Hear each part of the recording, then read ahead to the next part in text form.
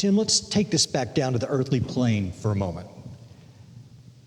You say that there's several misconceptions within the traditional story, and I think this would be a good time to talk about them. I understand some of them are logistical. I'm all ears. Okay, well, it's pretty simple. Like I've said several times, when we tell the traditional nativity story, frankly, it's pretty devoid of biblical and historical accuracy. So it's filled with misconceptions because we're just so used to telling the tradition and repeating the tradition as we've heard it. So let's talk about a few of these misconceptions. So let's start with number one, which is the notion that the journey from Nazareth to Bethlehem was so dangerous. Right. Okay? Not really. Okay? Now, there were elements of danger, make no mistake, but it was not this amazingly hazardous journey that we are sometimes led to believe it is. So let me explain. Number one, this was a pilgrimage culture. Travel was common, in other words, right? Yes, it was an ancient culture. Travel wasn't what it is now in our day and time. But that's all they knew. That's all, but of course, according to what they knew and what they understood, they made travel as reasonable as possible, and people did it all the time, right? In the traditional nativity story, when Mary finds out she's pregnant, she visits her cousin Elizabeth in Judea. So she travels. So it can't be that bizarre of a thing. And it's funny because no one ever talks about that trip and talks about how dangerous it is. And yet when Mary and Joseph are traveling to Bethlehem, all of a sudden it's dangerous. Right? So it was a pilgrimage culture. Also, Israel was strategically located geographically, militarily, and economically. Leading to, well, what that means is, well, let me do one more thing and then we'll put it all together. Yeah. Because we've also talked about Herod, right? And Herod was, among other things, a very ambitious and talented builder. Yes. Right? So he very much improved the country with his building projects.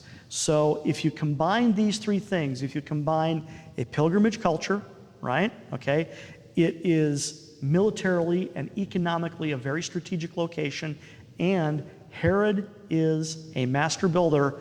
What does that mean? Existing infrastructure, roads. It means roads. It's just that simple. It means they had roads. So yes, some of them may have simply been a well-worn footpath, but hey, a well-worn footpath, that'll get you there.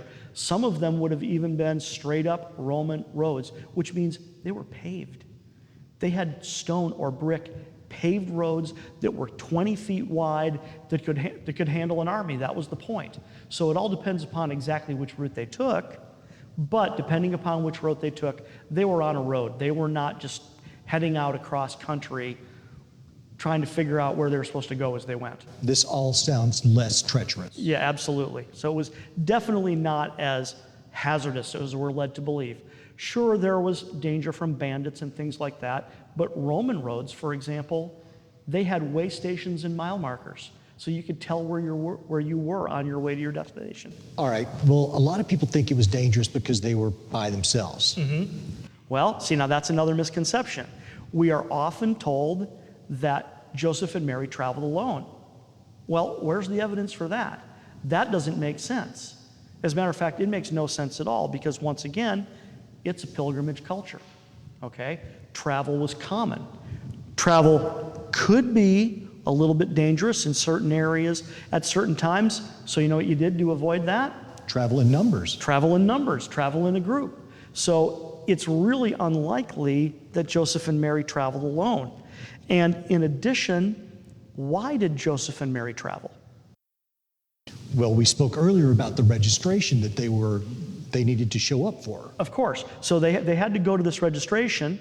Are you putting it together here? I get it. Okay, because why did they have to go to their ancestral hometown? Well, they had to show up for the registration, which means other people as well had to do the same thing. Exactly, right? Because putting the pieces together with a lot of the historical background that we've talked about, remember, Judea was an independent kingdom for about 100 years. At the beginning of that time, it was a teeny little speck on the map, only about 25 miles in diameter surrounding Jerusalem. But over the next 100 years, the Hasmoneans expanded the kingdom to roughly the size of the modern state of Israel. In about 103, 105 BC, there was a specific migration of Judeans to Galilee. In other words, they made a point of transplanting people from Judea to Galilee. And I would bet money this is how Mary and Joseph's ancestors got to Galilee to begin with. And they would have potentially known some of the people on the way? Well, of course, but what this means is the reason Joseph and Mary had to travel to Bethlehem is because both of them were of the house and lineage of David. But if they're of the house and lineage of David, what about their parents? Others are as well. What about their siblings, Yeah. right? So it actually makes a whole lot more sense that they would have traveled in a group for safety, and they would not have been the only Judeans in Galilee that would have had to have traveled to their ancestral hometown for the registration. That all makes sense. And makes it a lot less worrying. Doesn't it? I mean, Yeah. it really makes, it does. It makes a lot of sense, and it makes the whole story much more plausible and much more, frankly, much more real.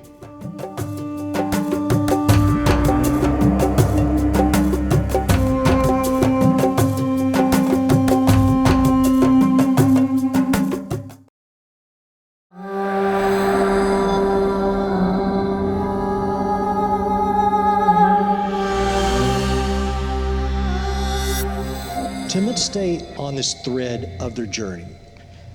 What you just said makes a lot of sense, makes it a lot safer, makes the whole thing more logical, but there's another part of this story that seems a bit hard to believe for a pregnant woman.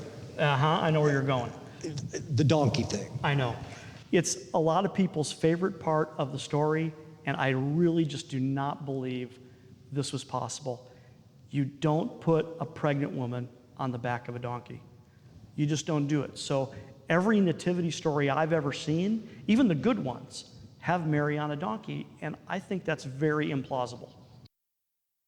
You would think that the rocking of the donkey would be very difficult for a woman who's pregnant. Well, absolutely. And I looked into this because I wanted to make sure. I didn't want to just assume. So I actually dug into equestrian things and what it means.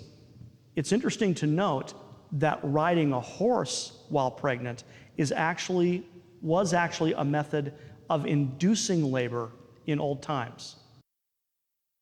Again, that seems obvious once you think about it. Right. Now, a donkey, however, has a slightly different gait. A donkey actually is supposed to have a very pleasant gait as long as the donkey is only walking. As soon as it begins to trot, that's a different story, but as long as it's walking at a slow gait, it's supposed to be really quite pleasant, okay? The challenge there becomes, well, then what are they gaining? Because if the donkey is only walking just so fast, what are they gaining? They're not gaining any speed. It would only make sense if it is legitimately easier than walking. Right. Some people will argue that she was allowed to rest by being on the donkey. Right, but I would argue that that's a little bit ridiculous because you have to ride a donkey. You don't just sit there. You've got to use your legs, you've got to use your abdomen to hold yourself in place on the back of an animal. And it depends on what road they took, like we were talking about earlier. So some of the roads would have been flat and straight, but there are at least 2 roads that they possibly took that are anything but flat and straight, and that means she would have had to ride the donkey, not just sit there and relax. So I think it is much more plausible to believe that she either just walked. Now that's kind of rough, I get that. That's 90 miles, okay, walking. But really, the most likely thing is that she rode in the back of a cart. Sure. Because if they traveled in groups like we were talking about, Somebody had a cart. somebody had a cart and you put the women and the children in the cart and off you go. Of course. Well, let's move to the next misconception, because I've heard you talk about this idea. Well, let's just talk about the whole inn scenario. This is one of my favorites because, again, every traditional nativity story there's this innkeeper that tells them there's no room in the inn, right? Well, number one, there's no innkeeper in the story.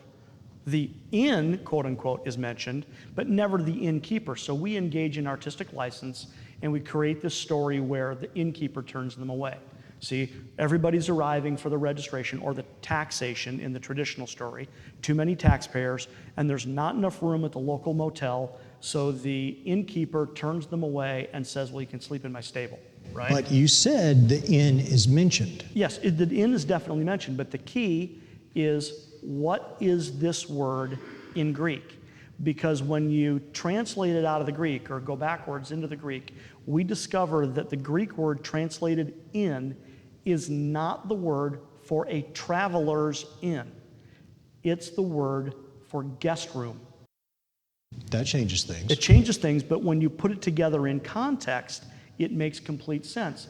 Because we said that during the migration under the Hasmonean rulership, Judeans were transplanted to Galilee. They probably traveled in a group because that's what you did. Also, they were probably traveling at feast time because we now know Jesus was born at the first of the fall feasts. So it's a pilgrimage culture, so you travel in a group to the fall feasts. And, well, guess what? The Greek word is actually the word for guest room. So what this means is they were going back to Bethlehem. They were going to stay with relatives, but the guest room was already full. Again, that makes sense. Of course it does. It makes complete sense. But what about the guest room? Because, well, think about it. They're traveling in a group. They're traveling at feast time. The whole family is showing up either for the registration and or the feast. So it's really simple that the guest room got full. right, okay. So Mary and Joseph were most likely much younger than pretty much everybody else in this particular scenario. So even though she's pregnant, sleeping outdoors was not, and remember, this is the fall. This is fall. This is fall. It's not winter. Early fall. Right? And sleeping outside was common and pleasant. It wasn't a problem. It would have been very easy for them to sleep outside. But they weren't sleeping outside, exactly. Well, in a way they were. They did have some shelter, make no mistake. But this leads to the final misconception, or not the final one, but another misconception, which is that we're often told that Jesus was born in a stable. Yes. Now, I'm very much picking at details here, but Scripture very clearly says that he was laid in a manger, not born in a stable. Those two are not the same thing. Explain. Well, because if everything I'm saying is true, which I believe it is, that they traveled in a group, they traveled with family, they went to stay with family, right?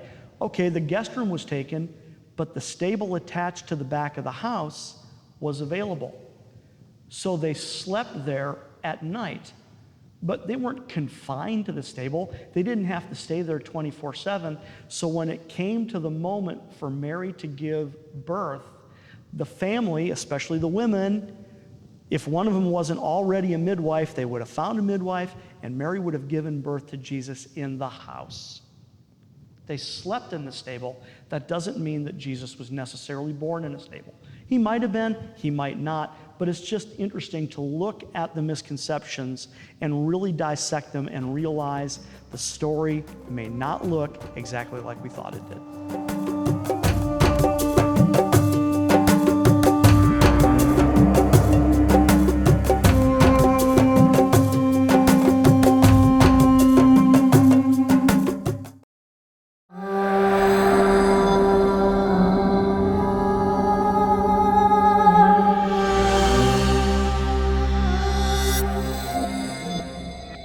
Tim, as we review these misconceptions and we find that there are more logical answers to these scenarios, well, let's move ahead to the night of his birth, because the way the story goes, they show up in town and she gives birth that night.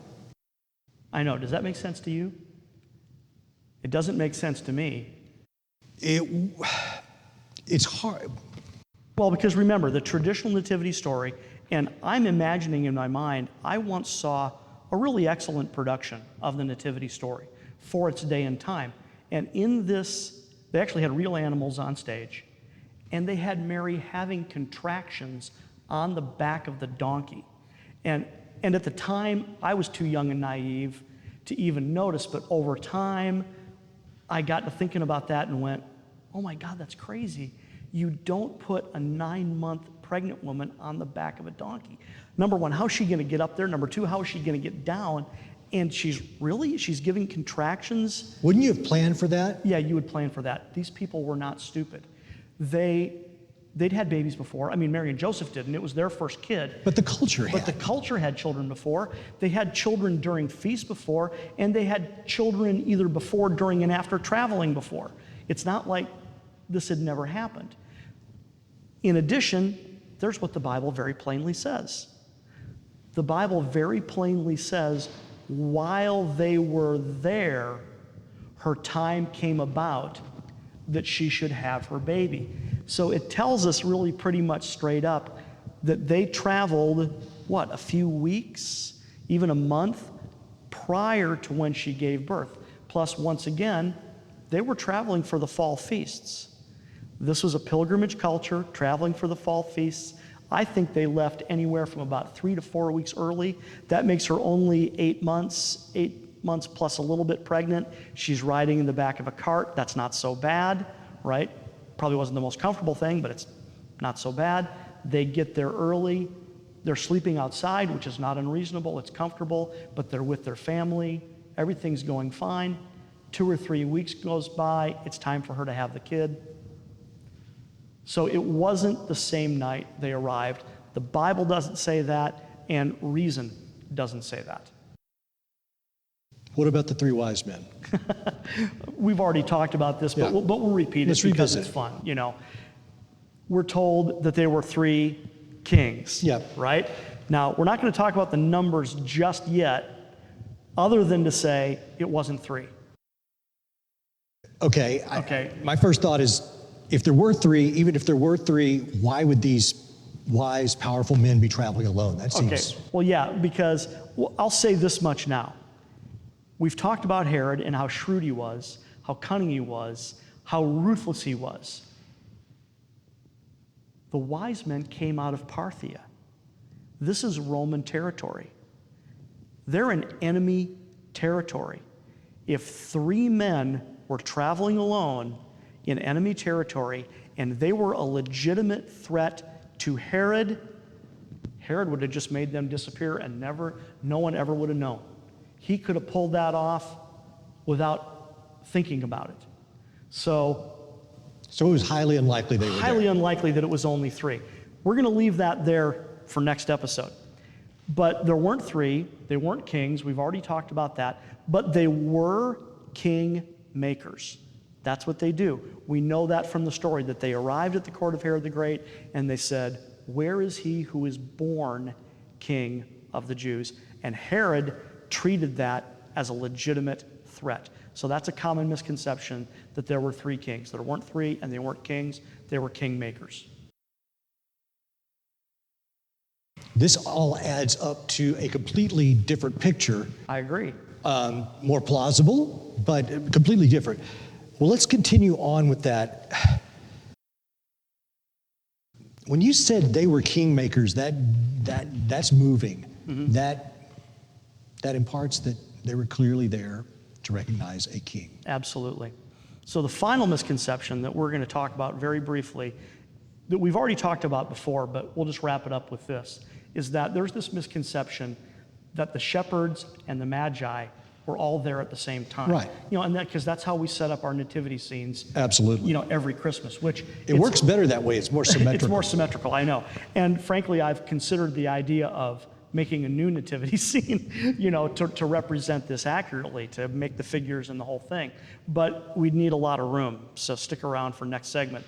But they didn't arrive on the same night, because once again, the Bible says very clearly that the shepherds found a baby in a manger, that the Magi found a young child in a house. And because we know when Jesus was born, September 11th of 3 BC, and we know when Herod died, which was early 1 BC, you can do the math.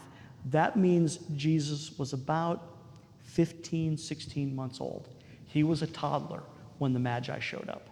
And my opinion, I can't prove this is conjecture on my part, but I think they were in the very same house they had visited all along.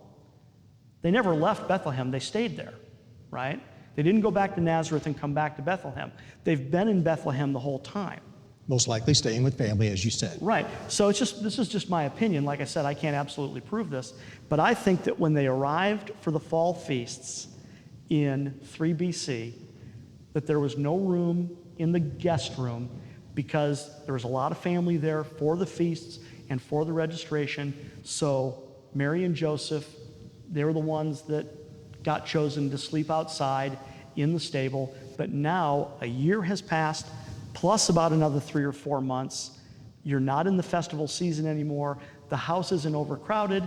They've moved out of the stable, and they're in the house. I think it's the same house.